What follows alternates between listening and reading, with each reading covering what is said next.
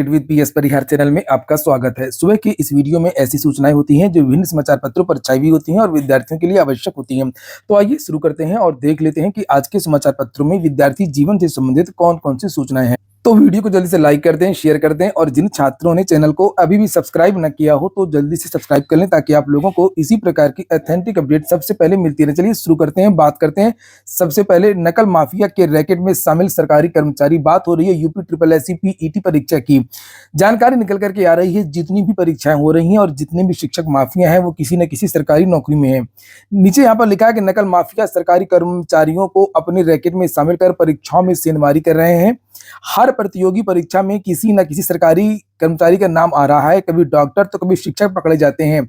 मामला ये नहीं है, मामला ये है कि ये जितने भी इस तरीके के सरकारी कर्मचारी या डॉक्टर है, इनकी नियुक्तियां भी फर्जी तरीके से हुई हैं। जब ये फर्जी तरीके से नियुक्त होते हैं, ये पैसा देते हैं, अपना पैसा वसूलने के लिए ये यही काम करने लगते हैं। ये है मामला। नीचे लिखा है कि कचहरी के बाबू से लेकर के ऑडिटर तक इसमें शामिल रहे हैं। शहर के नामी संस्थान से जुड़े कर्मचारियों का नाम भी सामने आ चुका है। इस बार पीईटी में एटा जिले में कचहरी में तैनात बाबू मान सिंह यादव का नाम सामने आया है। प्रयागराज एसटीएफ ने मान सिंह यादव को आरोप लगाया कि उसी ने वाराणसी स्थित परीक्षा केंद्र के एक कक्ष निरीक्षक को सेट करके व्हाट्सएप पर पेपर मंगवाया था पीईटी का।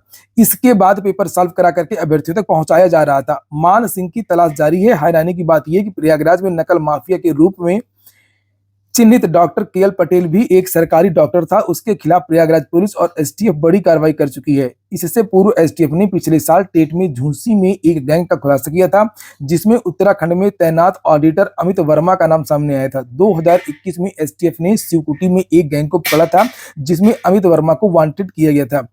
कर्नलगंज पुलिस ने दरोगा भर्ती में एक सिपाही को गिरफ्तार करके जेल भेजा था और इससे पहले एसटीएफ ने केएन काटजू के तत्कालीन प्रिंसिपल और शिक्षक को नकल कराने के आरोप में गिरफ्तार किया था। लेखपाल भर्ती में चेतना गर्ल्स इंटर कॉलेज की प्रिंसिपल और प्रबंधक को भी पुलिस जेल भेज चुकी है। तो ये तो मैंने पहले भी आप लोगों से बताया था कि जो विद्यालय के प्रबंधक और विद्यालय के जो कक्ष निरीक्षक हैं, यहाँ से बहुत ज्यादा नकल होती थी। हालांकि इस बार की पीईटी परीक्षा में यूपी ट्रिपल एससी ने टाइट किया था और ये चीजें कम हो पाई, नहीं हो पाई। यूपी ट्रिपल एससी पीईटी में साल्वर गिरोह की और भी बहुत सारी सूचनाएं धीरे धीरे निकल करके आ रही हैं। दोनों दिनों की परीक्षा में लगभग 100 विद्यार्थी जो हैं 100 साल्वर, शिक्षा माफिया इत्यादि पकड़े गए हैं। रिश्वत लेते रंगे हाथ गिरफ्तार हुए लेखपाल की जमानत अर्जी खारिज कर दी गई है। एक शॉर्ट वीडियो मैंने डाला था, आप लोगों ने देखा होगा ये वाला, ये शॉर्ट वीडियो।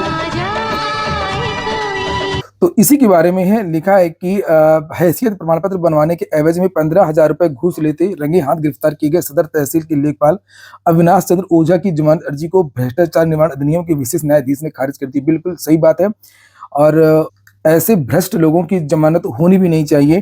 इन लोगों ने भ्रष्टाचार को अपना अधिकार समझ लिया है और सब कुछ सारी चीजें फिक्स हो गई हैं कि हमको विरासत में इतना लेना है और हैसियत प्रमाण पत्र में इतना लेना है, हदबंदी पैमाइश में इतना पैसा लेना है।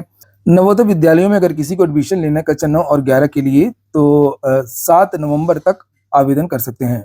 अगली सूचना है उत्तर प्रदेश लोक सेवा आयोग की 2 एपीएस भर्तियां एक साथ पूरी होने के आसार। फिर से याद दिला दूं कि अगर आप लोगों ने वीडियो को लाइक ना किया हो तो वीडियो को लाइक अवश्य कर दिया करें और जो नए छात्र हो तो चैनल को सब्सक्राइब भी कर लें। यूपीपीएससी जल्द घोषित करेगा पुरानी भर्ती की परीक्षा तिथि। उत्तर प्रदेश लोक सेवा आयोग के पास अपर निजी सचिव एपीएस की 2 भर्तियां पूरी कराने की जिम्मेदारी है। हाईकोर्ट से राहत मिलने के बाद अभ्यर्थियों को वर्ष 2013 की अधूरी पड़ी भर्ती की परीक्षा तिथि घोषित होने का इंतजार है। वहीं वर्ष 2023 में जारी विज्ञापन के तहत चल रही आवेदन की प्रक्रिया 2 नवंबर को पूरी होने जा रही है और अभ्यर्थियों को उम्मीद है कि हाईकोर्ट से राहत मिलने के बाद आयोग वर्ष 2013 में एपीएस के 176 पदों पर भर्ती आयोजित की गई परीक्षा जल्द ही पूरी कराएगा और इस भर्ती के लिए लिखित परीक्षा और टाइप एवं साठन की परीक्षा पहले ही पूरी हो चुकी है। वहीं पर उत्तर प्रदेश लोक सेवा आयोग में इस समय जो वेबसाइट में सुधार हुआ है और वेबसाइट में सुधार होने के बाद में ओटीआर की जो संख्या है वो बहुत तेजी से बढ़ी है और जानकारी निकल करके आ रही है कि आरओ में भी बहुत ज्यादा आवेदन हो चुके हैं। 9 अक्टूबर से आवेदन शुरू हुए थे। उस समय टोटल जो ओटीआर थे वो लगभग 5 लाख थे और इसमें आप देख सकते हैं कि 9,38,000 ओटीआर जनरेट हो चुके हैं।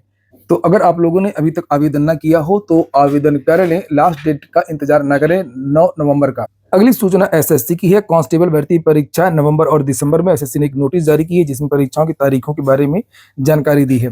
लिखा है कि कर्मचारी चयन आयोग की ओर से दिल्ली पुलिस में कांस्टेबल भर्ती परीक्षा 2023 के लिए परीक्षा नवंबर व दिसंबर में होगी।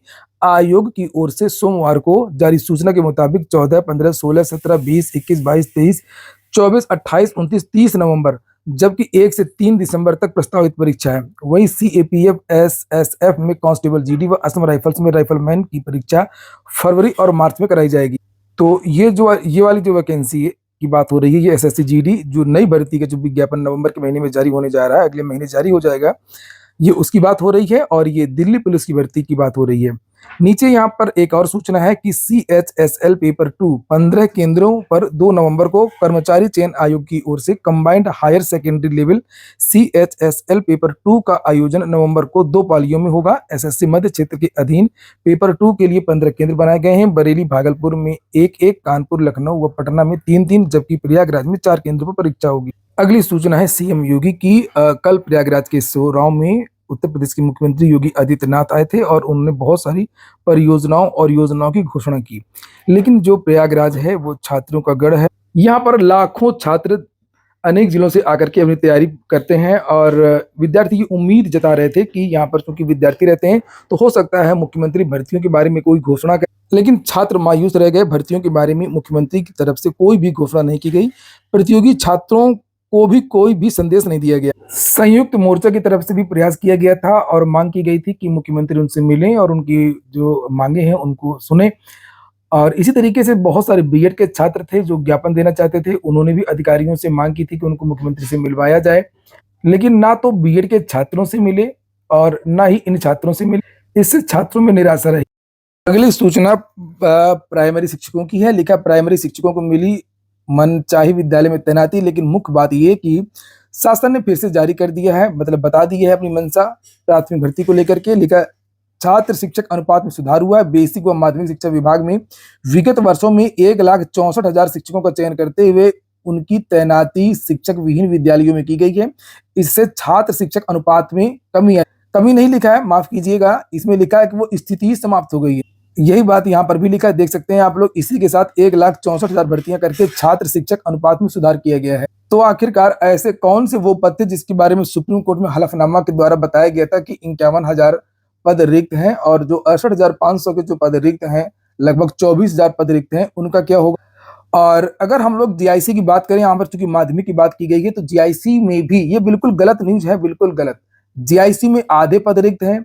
माध्यमिक में भी आपको पता है कि विधानसभा में कहा गया था 25,000 पद रिक्त हैं टीजीटी और पीजीटी के। 8,000 के आसपास पद रिक्त हैं, 8 से 10,000 के आसपास जीआईसी की पद रिक्त हैं। वहीं पर बेसिक में अगर हम लोग बात करें तो पिछले लगभग 5 साल से कोई वैकेंसी आई नहीं है बेसिक में। तो निश्चित तौर पर जो औसत 12 से 15,000 रिटायरमेंट का शिक्षकों का, इस हिसाब से 50,000 पद रिक्त होते हैं और 51,000 का हलफनामा दिया गया था। लेकिन यहाँ से सरकार की आप लोग मंशा समझ सकते हैं। बिहार की बात कर लेते हैं थोड़ी सी। और बिहार में नियुक्ति पत्र की तैयारियां हो रही हैं और यहाँ पर देख सकते हैं बिहार सरकार की तरफ से एक विज्ञापन दिया गया है, क्योंकि वहां पर डोमिसाइल नीति को लेकर के बहुत ज्यादा विरोध हो रहा है और नई शिक्षक भर्ती में कहा जा रहा है कि केवल बिहारी विद्यार्थियों को ही मौका दिया जाए। तो यहाँ पर बिहार सरकार ने कहा कि जो पुरानी वाली भर्ती हुई थी तो उसमें कितने जो दूसरे राज्य के विद्यार्थी हैं उनका चयन हुआ था। यहाँ पर जैसे कि बहुत सारी चीजें वायरल हो रही हैं कि बहुत सारे यूपी के विद्यार्थियों का चयन हुआ है, तो बताया गया है कि सिर्फ 12% ही अन्य राज्यों के उम्मीदवारों का चयन हुआ है और 88% जो उम्मीदवार हैं वो बिहार के हैं। बिहार सरकार की तरफ से ये भी बताया गया है कि कितनी महिलाएं चयनित हुई हैं, जो लगभग 1,22,000 पदों पर भर्ती कंप्लीट हुई है। भर्ती तो 1,70,000 की थी, लेकिन 1,22,000 विद्यार्थी चयनित हुए हैं। कहा गया है कि 1,20,336 में से 57,854 महिलाएं शिक्षक चयनित हुई हैं। तो ठीक है दोस्तों, ये हो गया आज का वीडियो को अच्छा लगा हो, आपके काम को तो लाइक कर दें। जिन छात्रों ने चैनल को सब्सक्राइब न किया हो, सब्सक्राइब कर लें। पूरा वीडियो सुनने के लिए बहुत बहुत धन्यवाद।